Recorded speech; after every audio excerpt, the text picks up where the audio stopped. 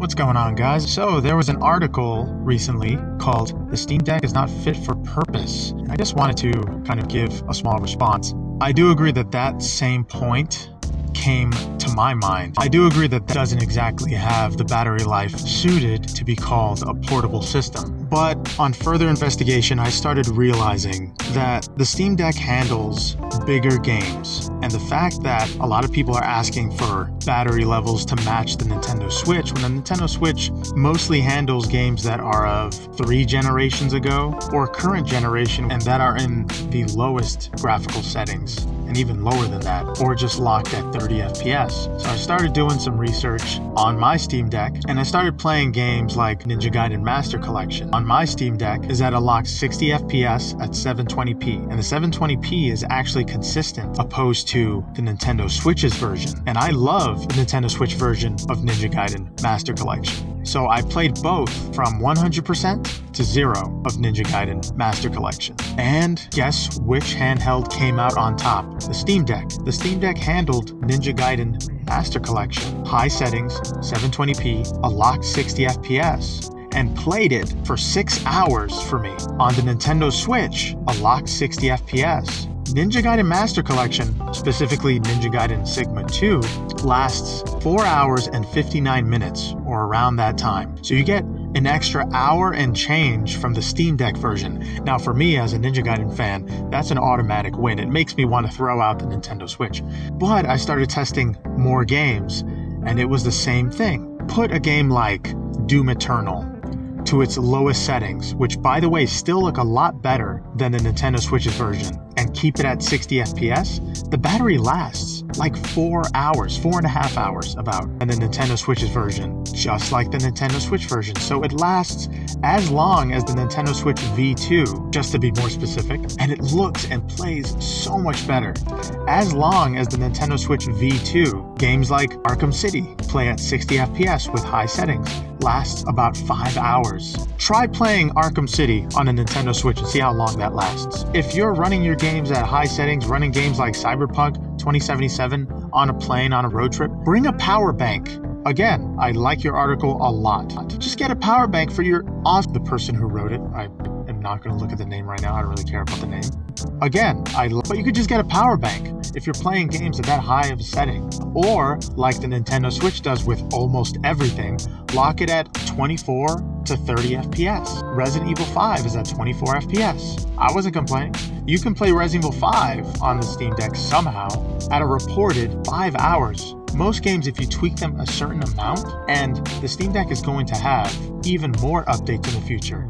But when you tweak it, it's going to end up being as portable as you want it to be, or as it possibly can be. Of course, playing a game at 60 FPS with high settings is not going to last you that long. That's why you have to put the settings a little lower. If you realistically want to get those playable hours, then you're going to have to make your game look slightly better than a Nintendo Switch game. And it's not that hard to look better than a Nintendo Switch game. They're all, or most of them, are running at dynamic resolution up to 720p handheld. And games like Doom Eternal handheld is pretty ugly in my opinion. When it gets docked, that's when it can last longer. That's how it can actually look.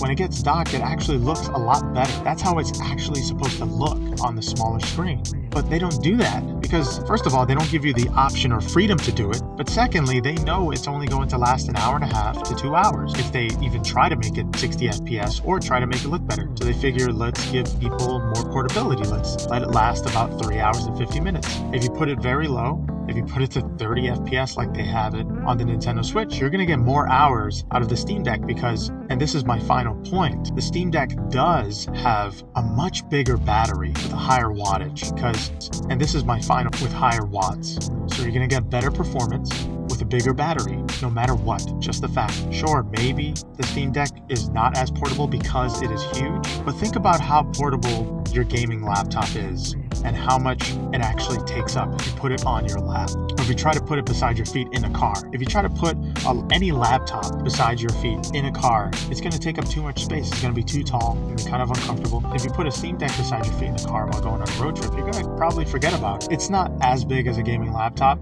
and it comes with a controller that's already a part of the screen. It's a surprisingly small gaming laptop, probably the smallest, most capable gaming laptop. So that's my response to that article stating that the Steam Deck is not fit for purpose.